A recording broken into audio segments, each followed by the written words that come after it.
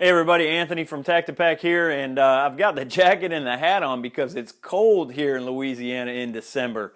And it's still cold going back and forth from the shop into the house, doing a little filming today, but even when you step outside, it's cold and it's wet and it's rainy, and so I'm trying to keep the chill off my bones. At any rate, thank you for taking the time to watch this video. Look, we're going to take a look at the Crossbreed Supertuck holster versus the TactiPac FusionPac inside the waistband holster. We're going to compare those and contrast those to each other. You may have seen our other video. We have one about putting them on, comparing them to each other. We have one about tucking them in, comparing them to each other. And then we have another video about the TactiPac FusionPac drawing from the holster. And then the differences between the two holsters. But today is going to be a specific material comparison on the bench. We want to look at close-up of these materials. We've had questions about the differences in them and the similarities in them.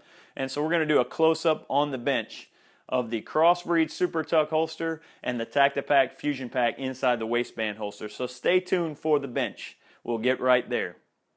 Okay, so here we are on the bench looking at the Crossbreed Supertuck holster versus the TactiPac FusionPac inside the waistband holster.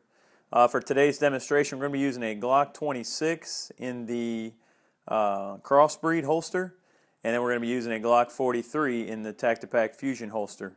The two guns, for size comparisons, they're identical in every dimension with the exception of the width, and so that won't come into play, the width really on it at all, as far as discussing the two holsters, but we're going to use those two guns today. They have no round in the chamber, but they do have full magazines because we're going to deal with retention of the two holsters in a second. So, all right, let's get to it. So first thing I wanted to point out to you are the kydex shells. Both of them have a kydex shell, as you can see. There's the Crossbreed.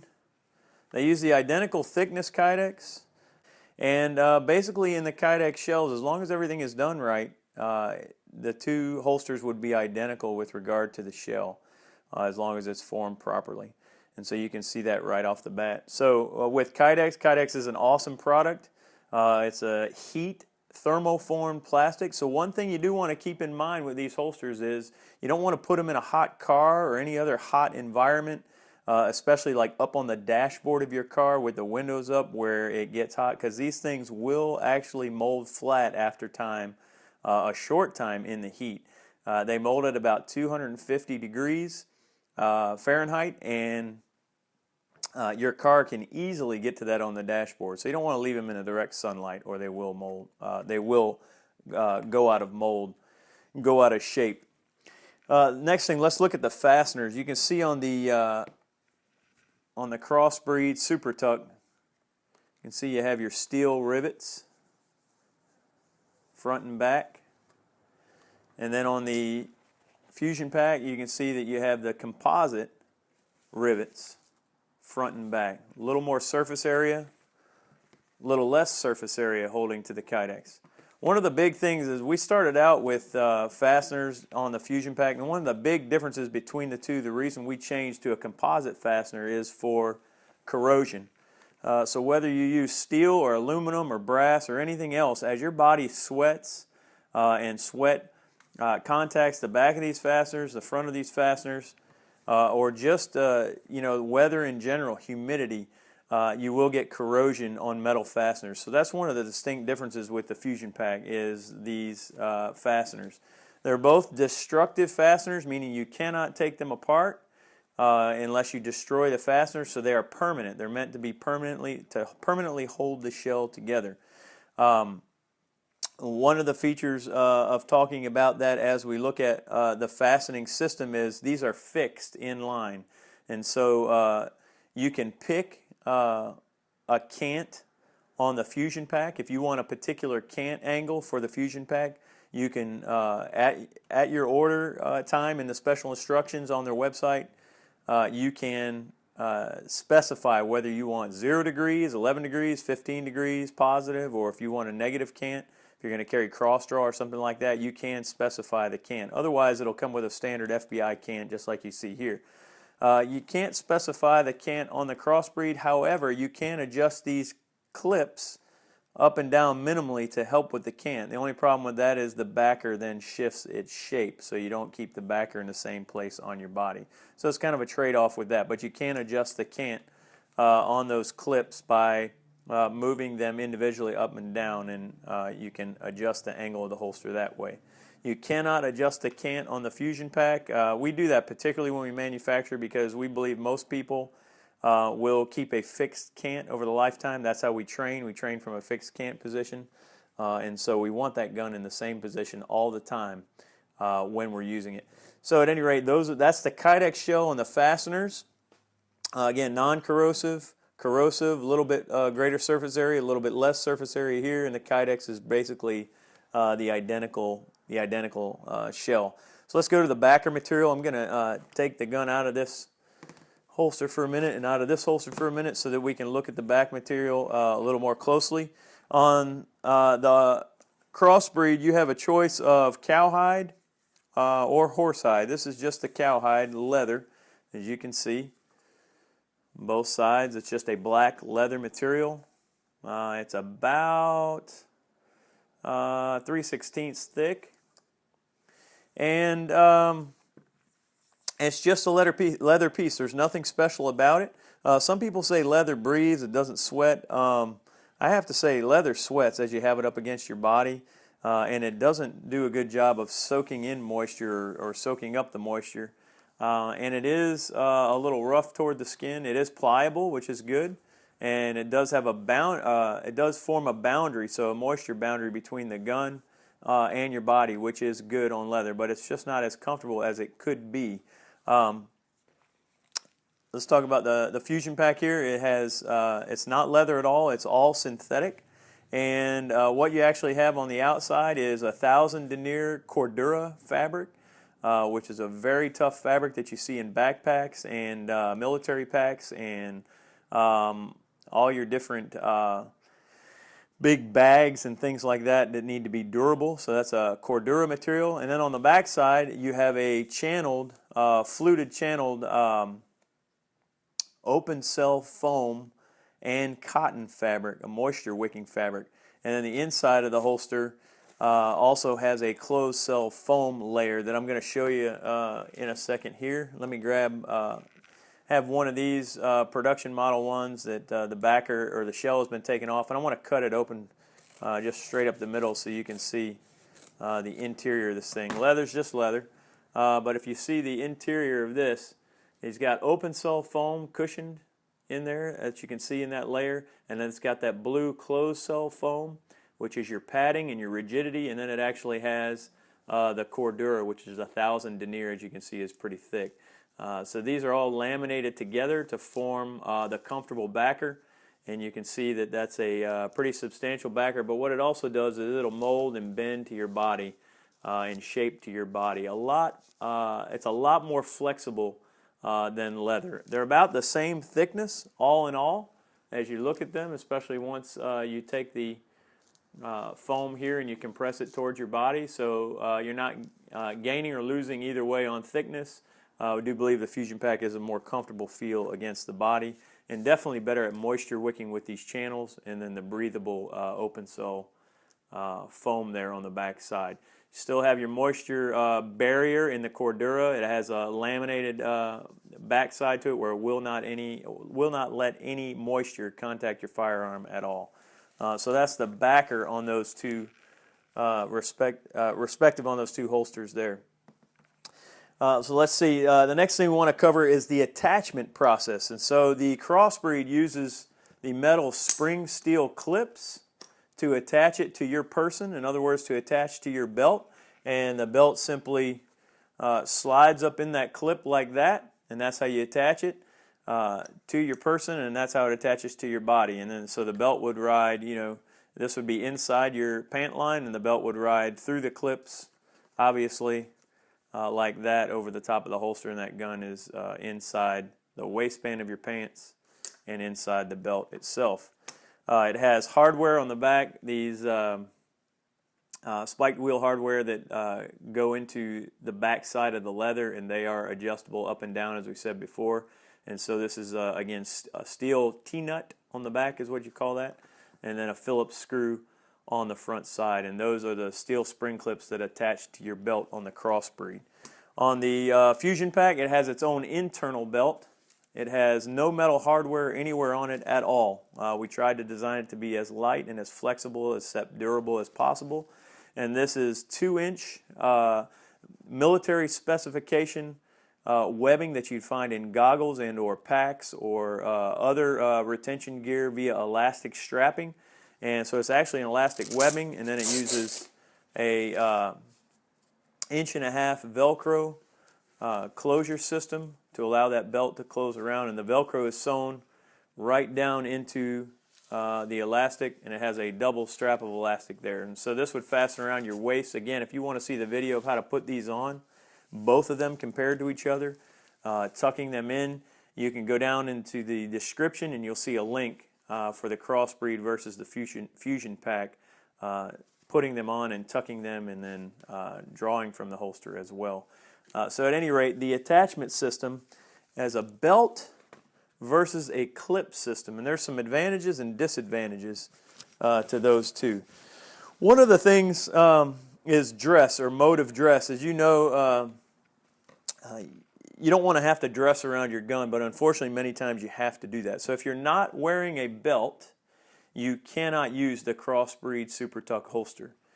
If you are not wearing a belt, you can use the FusionPac holster. You can use it in any wardrobe, in any situation. You don't have to have a belt. Literally, you can use it in shorts, in pajamas, in any outfit you want to, because it has its own internal belt. And so you can also adjust the position, obviously, with that, but you can also adjust the position around the clock with the Crossbreed. The thing with it is you have to have a belt, and you have to have a substantial belt. And one of the things that happens as you put this on, you notice you'll see that clip on the belt. And that's one of the big downfalls, especially as Crossbreed has grown in popularity. You got a big cross stamp on a metal clip, 2 metal clips on your waistband, and it's a telltale sign that you are carrying. The other thing is this: when you're not carrying it and you want to use that belt, this is a brand new piece of leather I just cut for this video, but watch what happens as you slide it in and out. And I'm not doing anything other than you would do. In fact, I'm probably being lighter than on your person. And as you slide that thing in and out, what you're going to get is 2 wear marks, scratch marks across your belt, across the finish of your leather. It's just a part of the deal. And so as you put that in there hundreds and hundreds of times, you're going to gouge up and scratch up your leather belt. But when you don't have that holster on, or you've got it in a different position, now you're going to have 2 big wear marks on your belt. So if your shirt is tucked in and you're dressed for the day, or your dress occasion, you just got gouges in your belt. With the FusionPac, obviously you don't have to worry about it. You don't even have to have a belt on, but you're not going to scar your belt up. The other thing to consider is not only are the clips noticeable, but it completely limits your wardrobe to something with a belt. And you want to have the versatility. So that's one of the downfalls of the Crossbreed. Stability is one of the questions we get between the two. Well, is the TactiPac as stable as the Crossbreed with a leather belt? And I have to say, I've been wearing it for about 8 years, the FusionPac, versus the Crossbreed. And yes, the FusionPac is just as stable inside the waistband of platform as the Crossbreed is. And our customers testify to the fact. So the stability is there. Once you engage this belt, and then you engage any waistband around the top of this holster, that holster is not going anywhere. You will have play up and down with either one of them. That's just anything that attaches to your clothing or to your person that's not permanently affixed in some way. You will have play up and down. So the other side is these are designed to be tuckable holsters. And again, you can look down in the description and go see that other video about how to put these on and tuck them. But the clips make for a very difficult time in trying to tuck your shirt in. And many people will attest to that. That's why there are not many videos out there on how to tuck in your shirt with the Crossbreed Supertuck, because it's just really a pain to tuck in between these clips as you try to slide your hand down here and get your shirt over this, but behind the clip, and only down as far. The fastener limits how far you can tuck your shirt. So your belt is here, and you literally have less than an inch to tuck your shirt at that fastener. So you kind of have to pull it down around here, pull it down around here, pull it down around here, and pull it down around here. And your shirt just ends up looking weird as opposed to just putting on the FusionPac and tucking around like you normal would. Nothing prevents you from tucking it. Your belt is not a part of the system, so you just tuck your pants, or tuck your shirt in your pants, excuse me, the normal way you would. So it makes tucking much, much easier. Let's talk about retention. These are friction retention holsters. That means when you put your firearm into the holster, it is relying on friction between the backer and between the kydex shell to hold these in place. So if you turn this upside down, it does have retention. And notice I'm turning upside down. But if you shake it a little bit, the gun is going to fall right out of the Crossbreed. And again, I don't have a chambered round. I do have a full magazine so you can realize the full weight. But just shaking that a little bit. So you don't want to shake test these holsters at all. The same thing will happen on the FusionPac. It'll fall right out if you shake it too much. So you don't want to shake test these holsters. But here's what happens. When you put tension on the back plate, it locks your gun into the holster. So you don't have retention when these are off your body. You don't need retention, or at least you have limited retention when they're off your body. But when they're on your body and this belt is engaged or these clips are engaged, and your body pushes the back plate into the firearm, it locks it into the molded kydex, and then your retention is achieved. So many people complain about the retention. They say, oh, my holster doesn't have any retention at all on it. My gun falls right out of it. Well, that's because it's not on your body. It's not supposed to have retention. It's a friction retention system. That's why it's comfortable.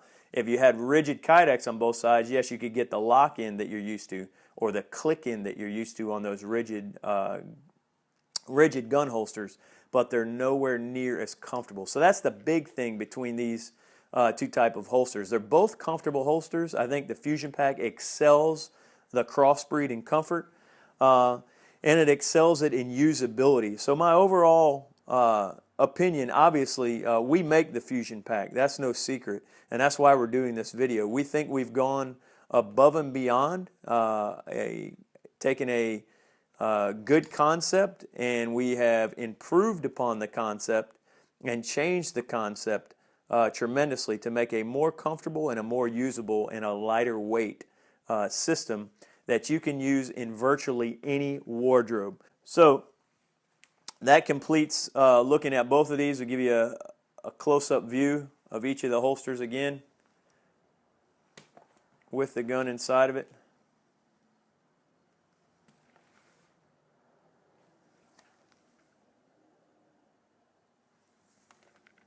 One thing to note is coverage. These are the full coverage versions, and you'll notice if I were to put the Glock in here, I can't obviously because it won't fit. The 26 won't fit in here, but you would have full coverage on the back plate versus the Crossbreed. I don't know why they don't do that. This is not their combat cut version. This is their standard version, and you still have a little bit of exposure. So you'll have that touching your skin, which a lot of people do not like. You can see the same. And then if you notice on the FusionPac, you have full coverage, which you get full coverage on most subcompact and compact guns. The full size, they will stick off the back platform a little more. We can customize that if you ask us to customize it. There is an upcharge to customize the back or make it larger for full-size handguns. We go right around the compact and subcompact market for concealed carry. That's how we build those holsters. At any rate, that's the comparison between the two. So there you have it, an in-depth comparison and contrast between the TactiPac FusionPac inside the waistband holster and the Crossbreed Supertuck holster. I hope you enjoyed the video. If you did enjoy the video, would you please subscribe to our channel and like the video? It helps us tremendously, and it helps us bring you greater content in the future. As always, we'd like to thank you for making the choice to defend yourself and those you love. God bless you and yours, and we'll see you next time.